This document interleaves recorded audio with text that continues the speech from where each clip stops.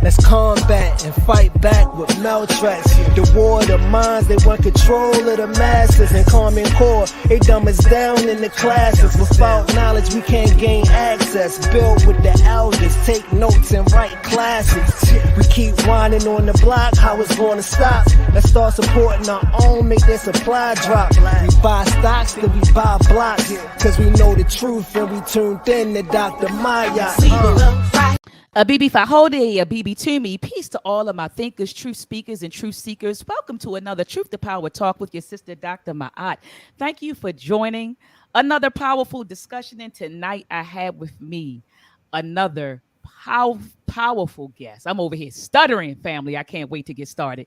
Another powerful guest, Queen Mother, Mama, Lorne Cress Love. How are you doing tonight, Mama? I'm doing very well, thank you. And I'm really pleased to be on this program. Thank you so much. Thank you very much for asking me. Absolutely, Mama. Thank you so much for taking time out of your schedule to be with my listeners and I tonight. Family, take a moment out to thumb up this video and share the video tonight. We have on the sister of our Queen Mother, our beloved ancestor, Dr. Frances Cress Welsing.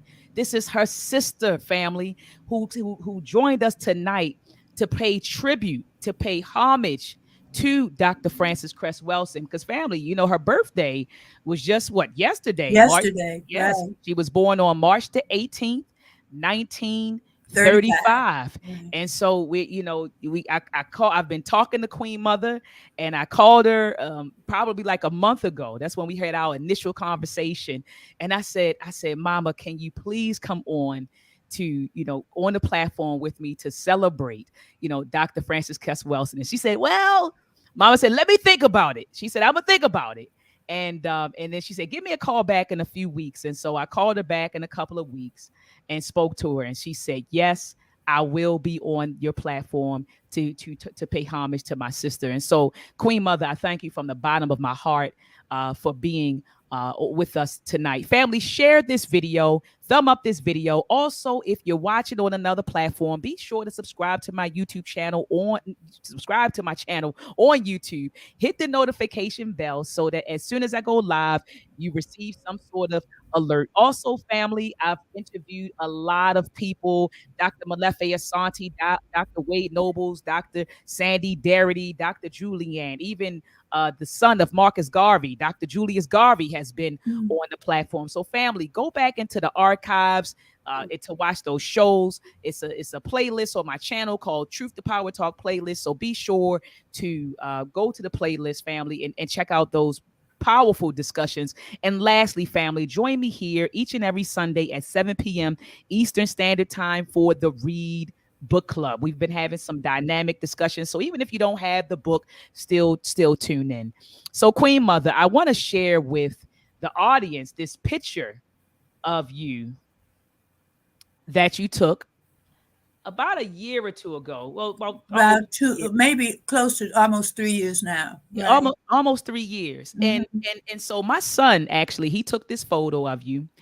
And because I wasn't at the event. And so my sons were at the event, and they were selling the Meltrek program. And for those who aren't familiar with the Meltrek program, Meltrek is a comprehensive program that teaches our children about our history, our culture, and our achievements through our lenses. And so when my son presented the program to Mama Lauren and told her what it was about, he said, Mama, that you got so emotional. And he said that you said my sister would have loved the Meltrek program. Could you speak briefly about that, Mama? Like, why do you think that Dr. Frances Cress Welsing would have loved this program that we have that's targeting Black children? Well, Frances was so intimately concerned about the development of African American children.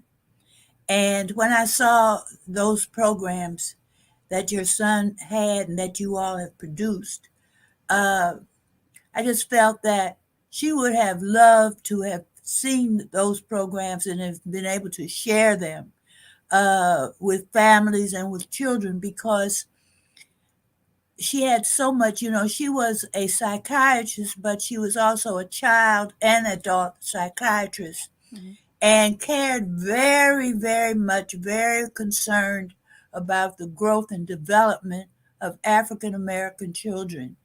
And so that's why I know that she would have endorsed your programs and really been excited as I was when if she had an opportunity to see them. Hmm. There's a quote by your sister that I live by, and it's actually my what I say is it's my our mantra, and that is she said, "I won't rest." She said, "Until Black children learn to love themselves as themselves."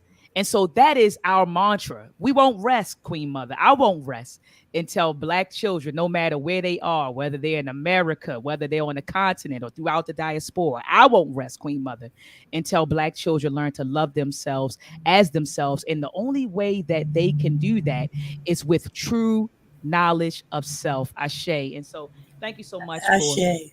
thank you so much for that. And so, Queen Mother, I want to just jump into, because remember I told you I'm curious about the stock that Dr. Frances Cress Welsing came from, and so when you and I were on the phone, you talked to me about your grandparents and your mother and your father. And so could you share with the listening audience some details about your grandparents, who they were, your parents, who they were, who they are, because our ancestors are still here, but who they are, Queen Mother. Well, first, let me say that I have a lot of concern more recently because our children don't know about their grandparents or Mm, their great grandparents. mhm, And our families are being scattered and I would have to say unprotected. mm. And I think that it's vital that we understand where we came from, where we come from, who our parents are, who our grandparents are. Um, so we don't know all of our family background, but what we do know about is first of all, let me say that Francis represents the third generation of physicians in our family. Mhm. Our grandfather was a physician, our father was a physician, and Francis represented the third generation of doctors in our family. Now, our grandfather uh, was a person who was called his was Henry Noah Cress. He was from North Carolina originally and came to Chicago and went to medical school in Chicago. His father came with him and worked to help send him through medical school. Um, so our grandfather was called a race man, which was a term that was used to describe people who fought for the race. And more recently, people have called Frances a race woman. Mm. But our grandfather, my grandmother always said that he spent more time fighting for the race than he did practicing medicine. Mm. One of the things that he was very concerned, he died actually in 1904. So one of the things that he worked on was because Lincoln was a Republican and had so-called freed the slaves, so-called, I say, freed the slaves. Many Black people, or vast majority of Black people, were voting Republican. And our grandfather felt that the Republican Party was taking Black people for granted and worked very hard to encourage people to split their votes or to not just follow blindly behind the Republican Party. That was one of the things that he did. Uh, as I said, he died in 1904 when my father was very young, so we did not know him, of course. But I can say that he was a compatriot of Ida B. Wells, who, Mm. and the way that we found that out was in the 70s, my grandmother gave us papers that my grandfather had written and articles on him.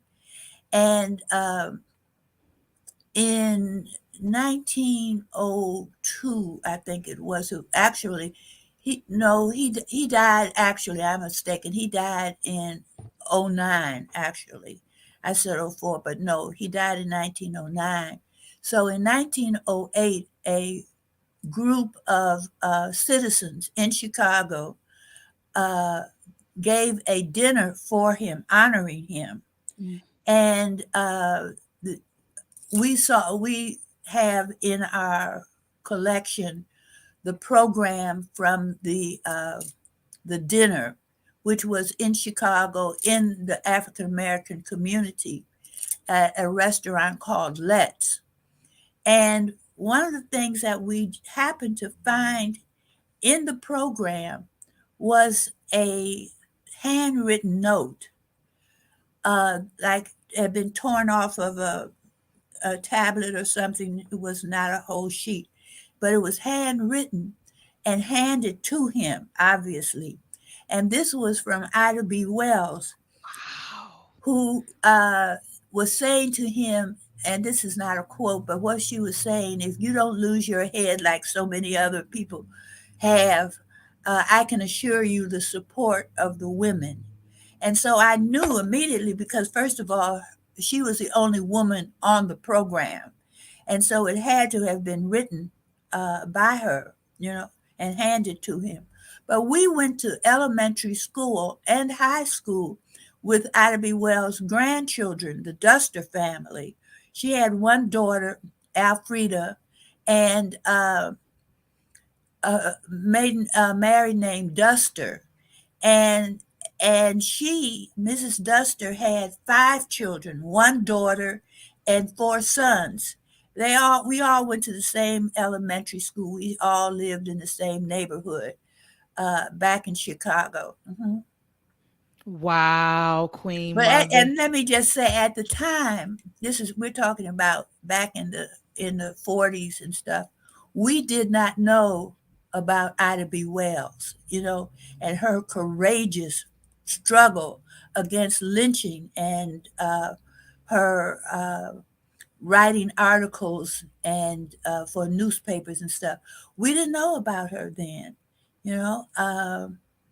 It wasn't until much later that we began to hear about her work against lynching and her prominence as a anti-lynching uh, heroine. Mhm, mhm. And so your father was a physician, and you said your mom was an educator, isn't it? Well, she was an educator. So could you Yes, could you expound on your parents for me, Queen Mother? Mm. right. Well, my father, his father was a physician, Right. and my father's father, so that our grandfather was a physician. Then our father was a physician also in Chicago. His father died when he was about 4 years old, 4 or 5 years old. Mm. And, but he went to medical school, grew up, went to medical school, had to actually work his way through medical school, because they didn't have a lot of money. But he worked at the post office, as so many African Americans did back at that time. The post office was a wonderful place that for many African Americans who ultimately went to colleges and, uh, you know, became prominent in other fields, but they worked at the post office and were able to hold those jobs and work their way through college, right? Mm. Well, and our mother was a Chicago public school teacher in Chicago, and I'm certain broadly, you had a group of teachers who were like the first wave of Black school teachers. My mother Mhm. was kind of in that second wave of African American school teachers, people who were really committed to African American children and committed to them succeeding. And I'm not saying that many teachers are not now African American teachers, but back in those days, there you had teachers who were very, very African American women and men who were very committed to Black children and saw them as our future and wanted and sacrificed to help those children get through school. Mhm. Mhm. And so thank you so much for that, Mama Lauren. I just that like I said, that was a lot of history that I didn't know. I mean, this is some details that you shared with the viewers that I didn't get when we were talking on the Mm. phone. And so let's move into uh Dr. Welsing's I guess her high school and college days. And so what high school did she attend? What college did she attend? What was her major? Well, What was her focus? with um, I would start with her earliest years because my mother was really committed to to us. There are three of us. I'm the oldest of three girls. Mm. Frances is the middle sister, and then we have a younger sister, Barbara Cress Lawrence, who, by the way, was the widow of the first black astronaut, Robert Lawrence. Mm. Uh, but I would say that our mother, I can't. I, it's hard to describe the how what she did for us Mhm. by providing us with all kinds of classes, music lessons, the Girl Scouts, camp, drama lessons, art lessons, uh, everything that was available to us. My mother put us in those things. You know, Beautiful. she was Beautiful. very, very committed to our education, our formal education and our informal education. So we went to concerts, we went to plays, we went to many community activities. Um, so that was like laying the groundwork for whatever kinds of things that we did in later life. So our education started at home. That's And right. we were a family that talked a lot with each other and argued on points and talked about civic activities and um, programs. We were very active in the Baptist church. Well, my father was Methodist and my mother was Baptist. The Baptist church was close to our house, so we went to the Baptist church regularly. And then on special occasions, we went to the Methodist church. But these were like the two oldest black churches in Chicago. Um, the and both of those churches, Olivet Baptist Church and Quinn Chapel, were churches that were also involved in the Underground Railroad because they were old churches in Chicago, in the predominantly black community. Mhm. Mm. So, your question about grade school or College. Mhm. college, Francis attended Antioch College in Yellow Springs, Ohio. Oh. And Antioch was an experimental school um, that really had a lot to do with, as I look back at her experience, um, Antioch was a school that you had a lot of Jewish people in that school, and it was kind of a refuge for uh, Jewish students because Mm. we're in the 50s and there was still a lot of prejudice against Jewish people. The end of the war. Anyway, Francis went to Antioch, and Antioch had a also um Coretta Scott went to Antioch also. Uh, King's wife, Yes, ma'am. Coretta Scott King.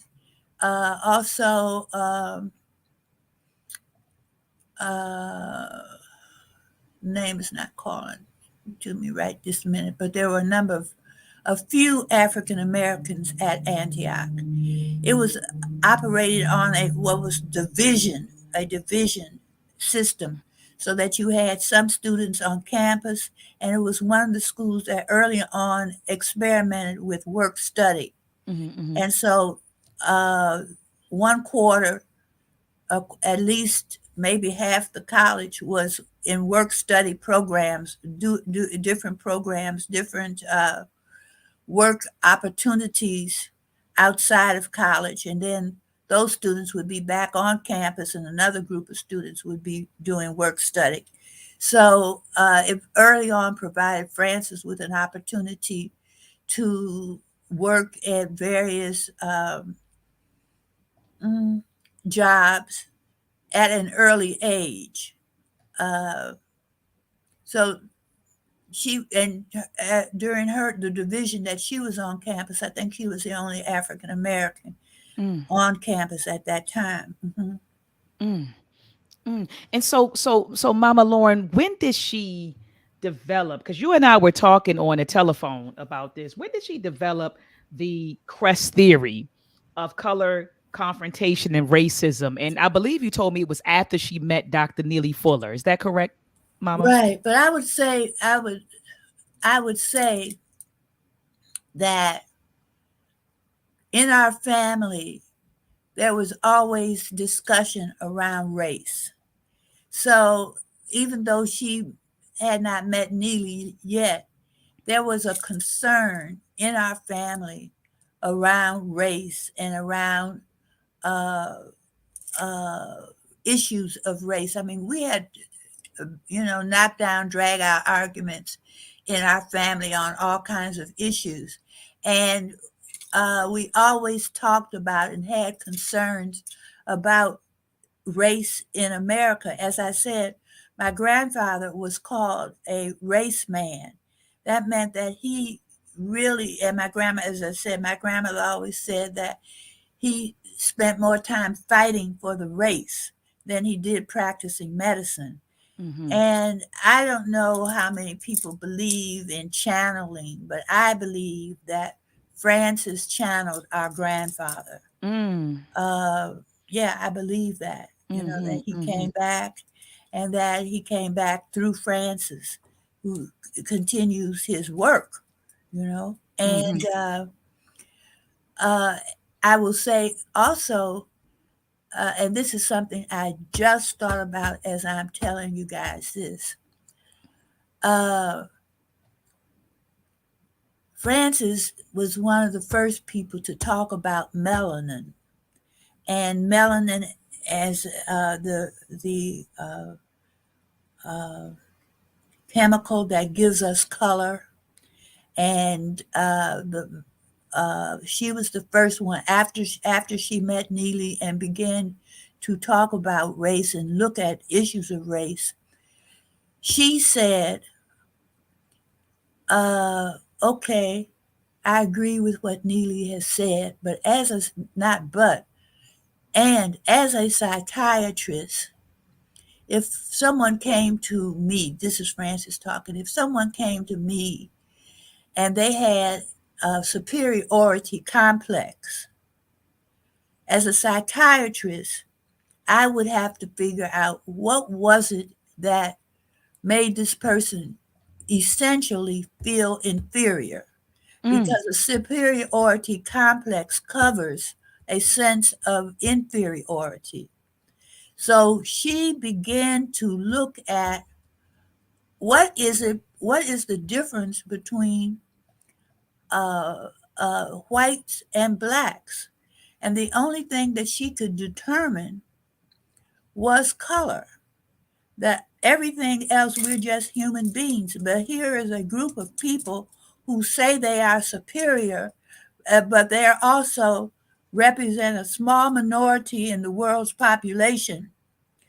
They only represent 1/10 of the world's population. The rest of the world, 9/10 of the world's population, are people who have color, some color.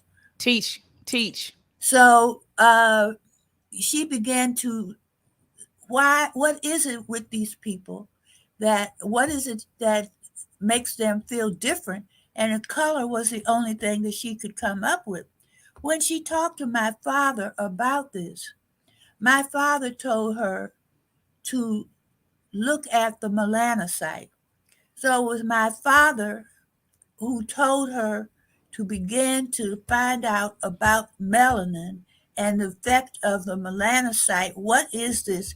Because nobody was really talking about that until Francis did that. So that's my grandfather, who was a race man, my father, who is the person who really told Francis, look at the melanocyte, look at melanin. That's the key to, and that's the keys to the colors. Mm. And I just thought about this just as we are talking, that hooked. As I said, I thought Francis channeled our grandfather, but then my father was there in the middle. But my father is the person that told her to look at the melanocyte. And I think this may be the first time this has really been said publicly. Yes, ma'am. I mean, Yes, Frances has talked about our father telling her that, but making that connection between those three physicians, Black physicians. Mhm. absolutely. And so when did she meet Dr. Neely Fuller? Because you told me it was like an event going on. I think you were with her when she met Dr. Neely Fuller. Is that correct? Right. I have Yes. to laugh because Frances says that, or has told people that a little bird told her to go to a meeting. But what in reality, I was in town in DC for a conference of uh, Charlie Cobb, who was in SNCC, and I'm also formerly in SNCC Student Nonviolent Coordinating Committee. I went to Mississippi in the summer of '64. Um, but we went to a meeting of the Black United Front. This is 1967, the August of 1967. And after that meeting, there was a party at someone's house. I don't know whose house it was. I don't remember that. But we went to this party, and it wasn't like a party where people played a lot of music and, dancing and drinking. No, it was people were talking and discussing. And I remember I was sitting on the floor. I don't know if Fran was sitting on the floor in this living room. And there was a brother standing at in the doorway, kind of uh, at against the wall, but it was like at the doorway. One of those houses with the double doors and the pull door. And at some point, he said something about the United Independent Compensatory Code for victims of racism and white supremacy. Mm-hmm. Mm-hmm. And then he started talking. Now, I don't remember all the things that he said at that point, but I had a notebook and I remember writing down United Independent Compensatory Code for Victims of Racism, White Supremacy. That's his book. And then and that was Neely Fuller. Mhm. And Neely had a suitcase of of writings that he had worked on for years. And then he started talking about racism, white supremacy. I mean, this was a whole new discussion that we were not familiar with. Well, Francis, we both became very interested in what Neely was saying. As I said, I wrote it down. I lost a notebook now that I had written for years. I had just the few notes that I wrote from Neely's talk at that point. Well, Francis got in touch with Neely and ultimately began to study with him. And he had this suitcase full of several thousand handwritten pages Woo. of the code, what is now known as the code, and talked about as the code. Frances began studying with Neely, and then at some point she invited another brother who was in doing a residency in uh, surgery, I think, at Howard, Carl Hutchinson. And Carl started coming to Frances's house and listening to Neely. And she started having what were called code talks. Mm. Then they decided that we have to get this information out to the people. And so Carl type wrote in between him doing his residency in surgery. He typed these several thousand pages that Neely had of the code. Mm. And then it was, how are we going to get this and make this available to large numbers of people? And it took about 10 years to finally get it published. But that was the beginning of the publicizing of the code. Then Frances started uh, having code talks and getting Neely to talk at public situations at Howard. And but all the time she was still working on her Cress theory, which was inspired by the work of Neely Fuller, but taking I wouldn't say a different stance, but moving towards, as a psychiatrist, she's looking at how what is going on with African American people, and what is it that is causing, as a psychiatrist, how can I help them? So that was the beginning. And then the other part of it is that she was doing a residency in psychiatry at St. Elizabeth. And a patient said to her, "Doctor, if we could just find the keys to the colors, the Mm. keys to the colors. If we can just find the keys to the colors." And this was a person who was supposedly, having mental problems. Well, of course, I would say that every Black person in America has some kind of mental problem. You can't grow up in a system of white supremacy, a system of suppression, a system of racism without having some kinds of emotional problems. It's just your level and degree of a problem, that is affecting us. But who isn't in America affected by racism, white supremacy? Just tell me Woo! some person, you know. Woo! And if we would be so much further ahead if we were not affected mentally, emotionally, physically by racism, white supremacy. You know?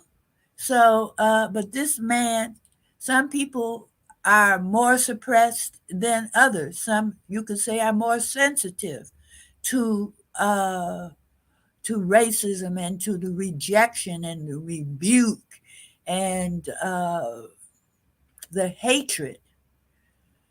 So, uh, well, don't let me go on, but we're all severely affected.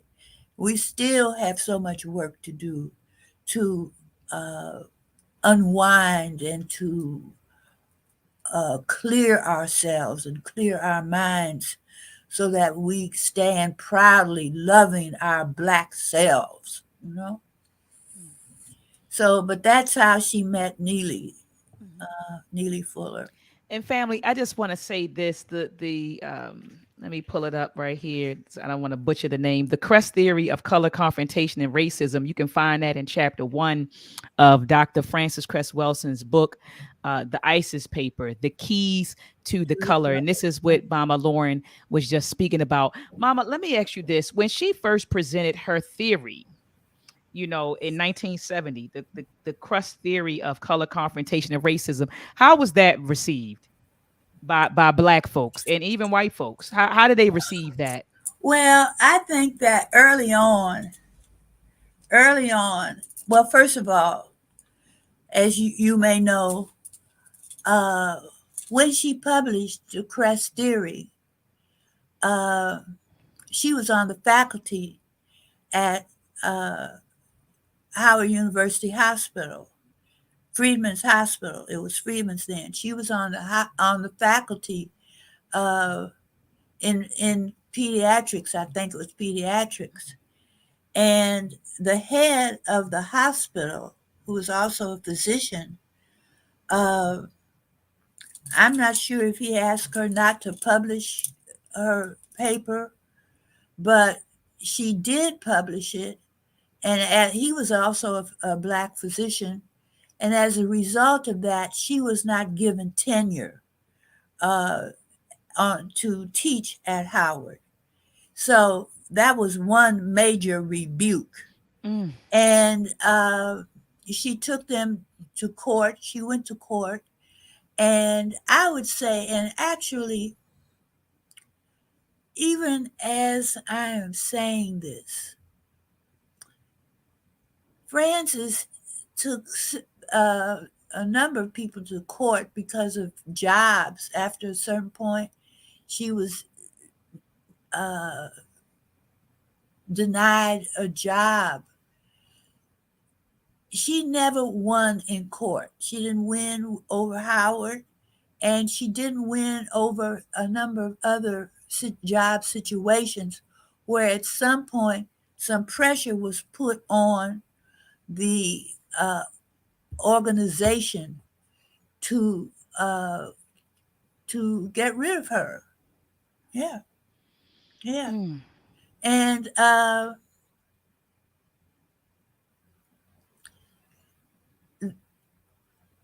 originally, when the Cress theory first came out, and for a number of years, people would say, "I thought later on, I thought you were crazy."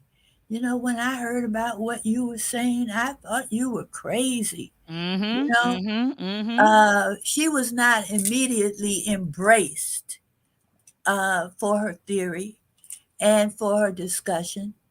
Only in later life did people begin to get some kind of sense and understand what this person was talking about. But she was rebuked, by many people uh, and institutions for uh, for her theory and for her discussion. She was really very courageous. Yes, yes. Uh, and I remember, I'm trying to see who she was debating.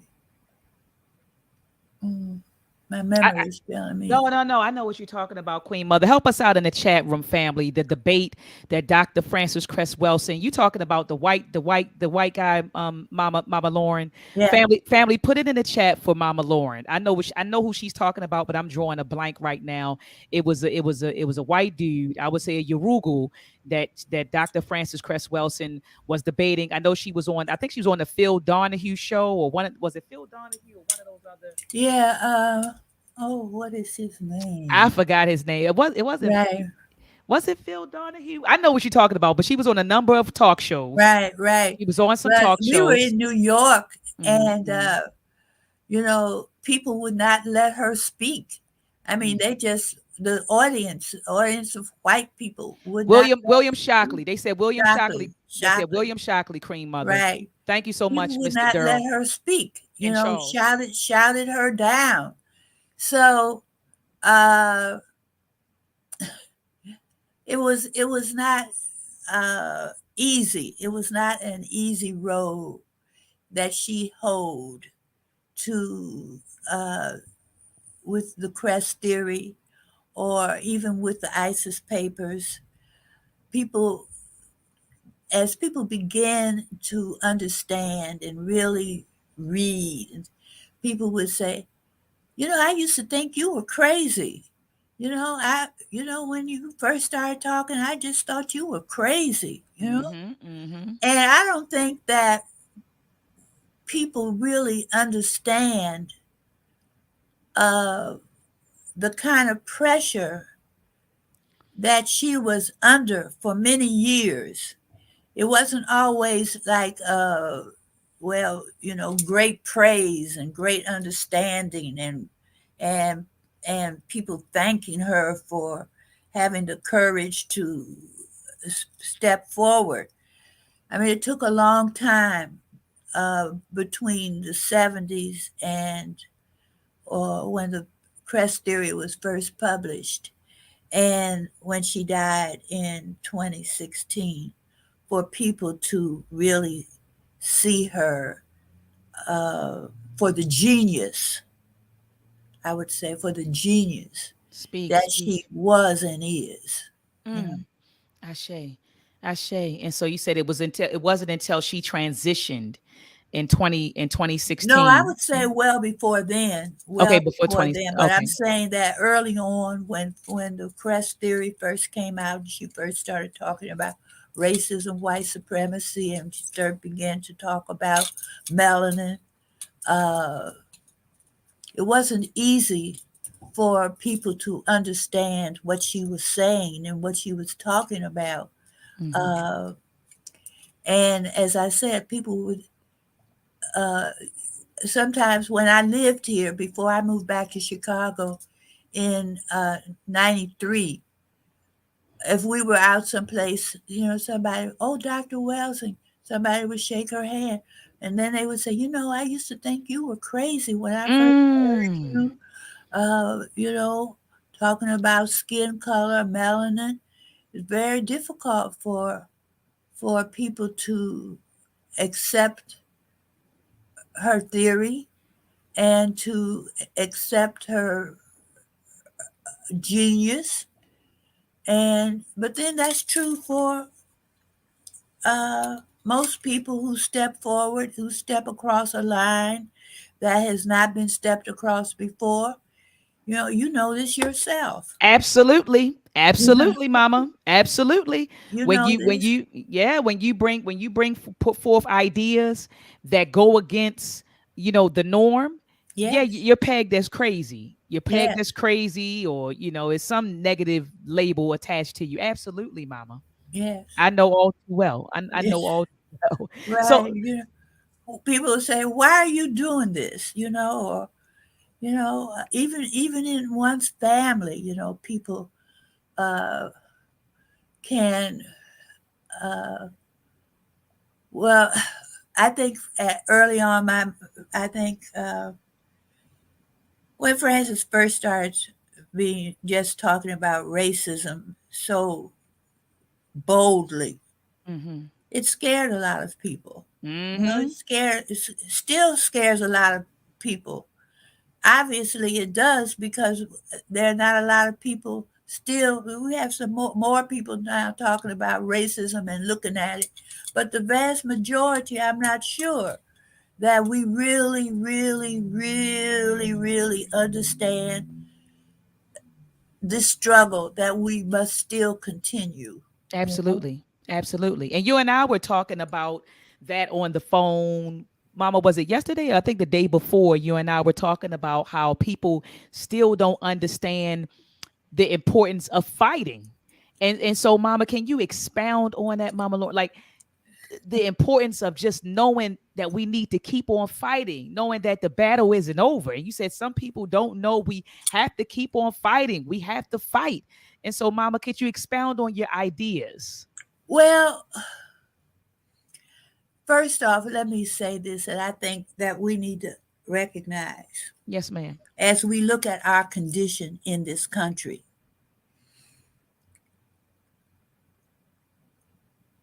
Every other group of people in this country have come here from someplace else except the Native American people who were here. And even they probably thousands of years ago may have come from someplace else. In all probability, they did migrate.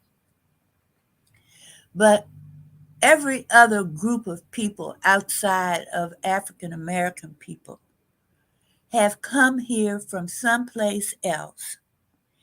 And they all, no matter what language they speak, they all give the same reason for coming here.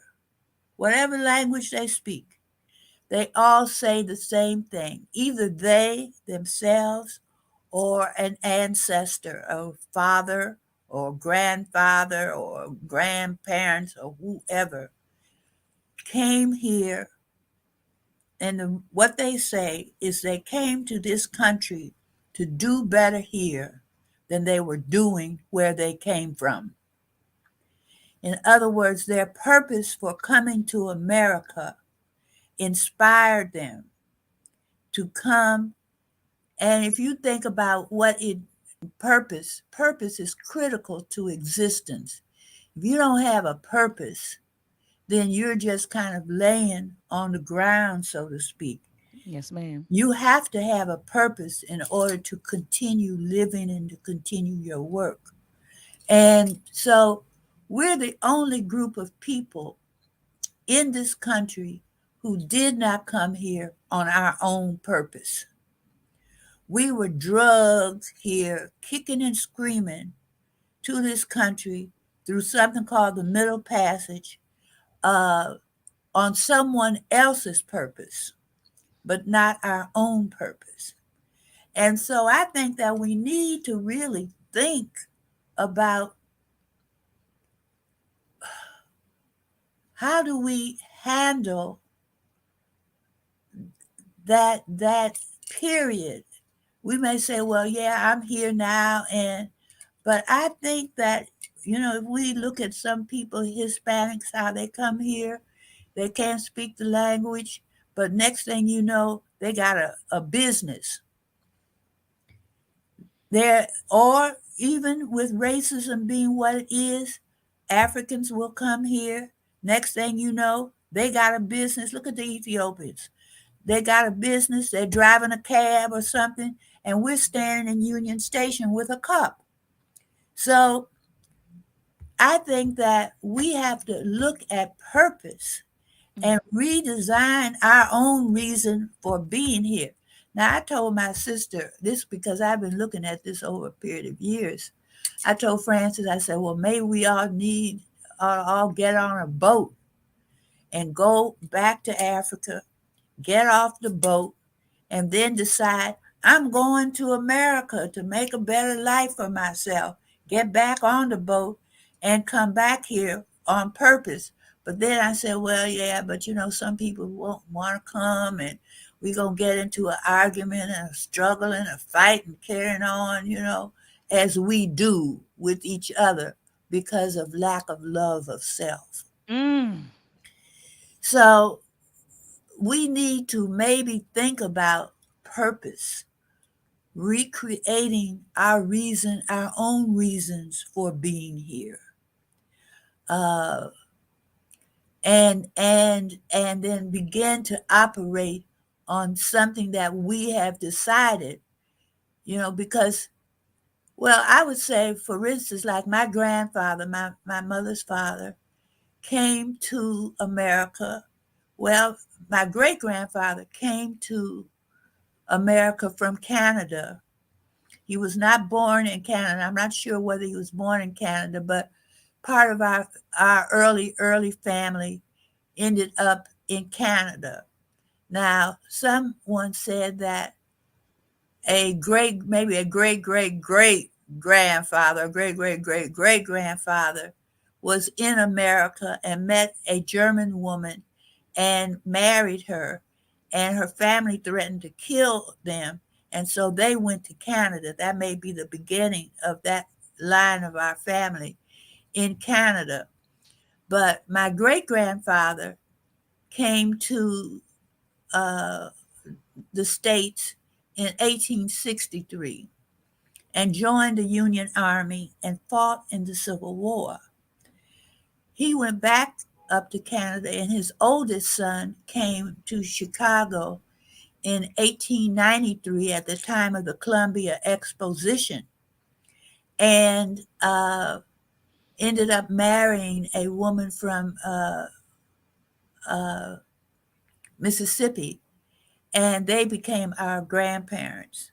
Hmm. So you might say, and we might look at that grandfather came on purpose. Maybe you could say that he had a purpose in coming from Canada, where there was racism, but maybe not as severe as in America, so that he became a business person. That was my mother's father and mother, and started a livery service, picking up people in Chicago, auto and livery service, and then uh, he went into the funeral business. So you might say that there was a purpose, and people purposefully have left the South, coming to North on purpose. They've done that certainly uh, to make a better life, but they're still traveling in this system of racism, white supremacy. So I think that we have a lot of work that we must do with ourselves, emotionally, mentally, because, uh, well, certainly I was born in 1934, and things have changed.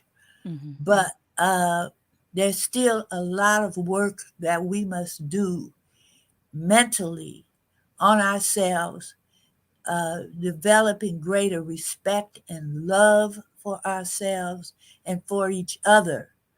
Uh, in ultimate, I believe this, that it's a necessity.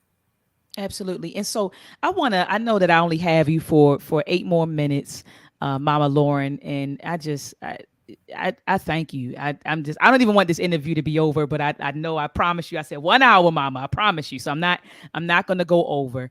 My last question is, what do you think? And I think you kind of touched on that with what you just said.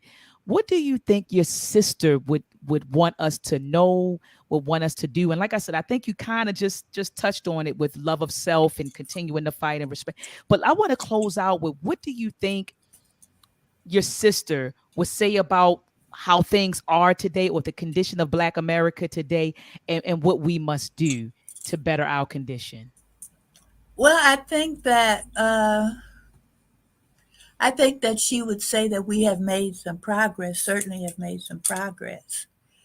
But I think that if we look at what's happening in our communities, the killings, the how we are still treating each other, uh, how we are having further deterioration of our families, um, I think that she would tell us that we need to stop and look at at our condition, look at what's happening to us in America, because even though we have, let's say, more numbers of young people graduating from colleges and universities and getting through school, we have a whole lot of people who are being left behind. I don't think that we are really conscious of what gentrification, so called gentrification, is doing to us as they push us out of the cities and into so called suburbs. I think that if we don't look very carefully and understand what happened in South Africa, because I believe that there's a South African plan going on right here in America, Mm. where African in South Africa before apartheid, blacks lived in the cities, and then in the 40s and 50s, they implemented a program called apartheid, separation apart, and created Bantu stands.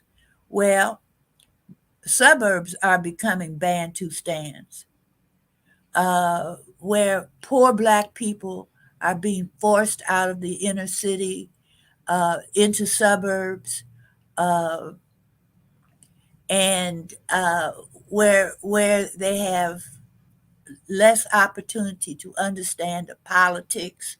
You know, the suburbs. We used to think, well, I want to move in the suburbs. Oh, it's so pretty out there. Yeah, but do you have cars for all your teenagers who need a car? Because it's one thing when everybody's a little child and the mother is able to drive, you know, but what happens as we become teenagers and people are going different places? And is the transportation system set up to help people or to hinder them? There's a lot of things that we need to look at as we as this whole gentrification process and program gets underway. It's scary to me.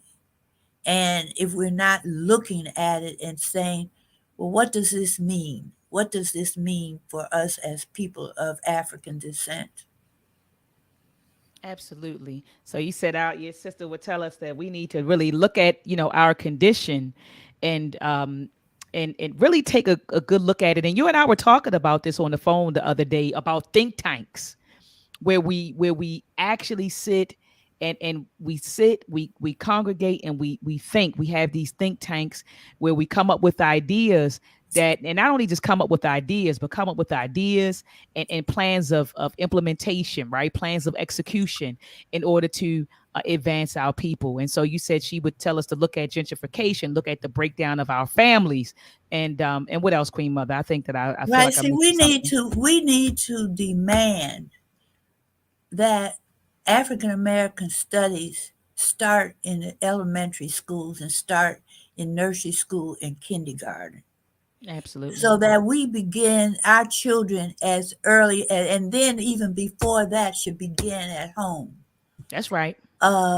where where but this requires that parents become more educated and understand how important it is for our children to develop a belief in themselves. Now, I'm not saying that some children don't have that, but I'm saying that not enough, because otherwise, this killing and stuff that's going on in major cities like in Chicago, my hometown, in other major cities, uh, is terrifying. It's terrifying, Mhm. Mhm. and we, well, let's say my father's generation and grandfather's generation, where people really felt that they had an obligation to save the race. Mm. I think we need to get back to understanding that we have to save the race. This is not over with. And just because we have a few stars and people who, you know, sing and, uh, uh, you know, shake their booties and you know, and which white people love to see us doing that, you know, but they're killing jazz, and we don't understand why we have the music that we have available and why other music is not available. The killing of jazz, which requires thinking, real thinking, and it's black so-called classical music. Uh, I was listening to WPFW yesterday and listening to some really, really fine music and saying there's a difference in the sounds that are available and the effect of sounds on one's personality and one's experience. And that people have done that study, they do those studies, they understand what to push in front of us and what not to push in front of us, what to make us available to us, and what is not acceptable for us, which is more acceptable to us. Absolutely, Queen Mother. Well, Queen Mother, I want to say this, and I've been showing the comments, and I'll give you a call and tell you about people have been showering you since you've been on with nothing but love and adoration. Just saying that thank you, Queen Mother. I'm looking at Carrie's comment. It says Queen Mother's insight and reflection is on point.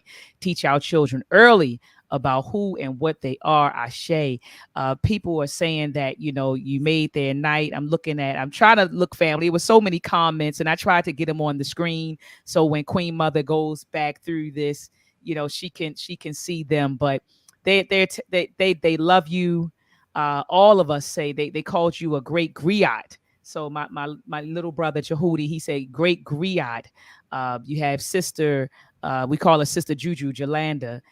She's been in it's so many people, Queen Mother, that's showering you with nothing but praise. So I want to say, Queen Mother, thank you, thank you, thank you, thank you so much for coming Thank you. on.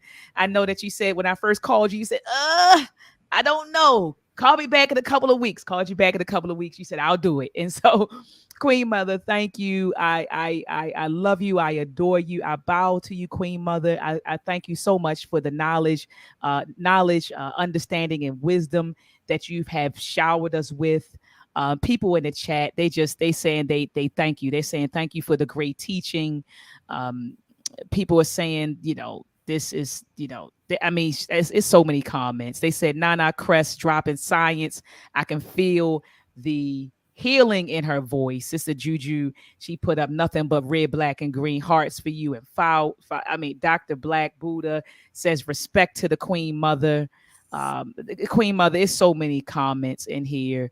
It's out. Like I said, I'll go back through them and call you tomorrow and let you know what people were saying. But we thank you, Queen Mother, Well, I thank and you. and we appreciate you. If I could say one more little thing, Yes, ma'am. Please do. I think that we all need to be working on, first of all, loving ourselves. Mm-hmm. Mm-hmm. Once we can really substantively love ourselves, then we're going to love each other a lot more. And that is a very powerful emotion. That would be the last thing I would say. And, Thank you very much. and Queen Mother, I couldn't agree with you more. And so I have to drop a bomb for you. I should have had my bomb ready for you, but I didn't. So forgive me, family, for not having this sound effect ready for the Queen Mother. But here we go.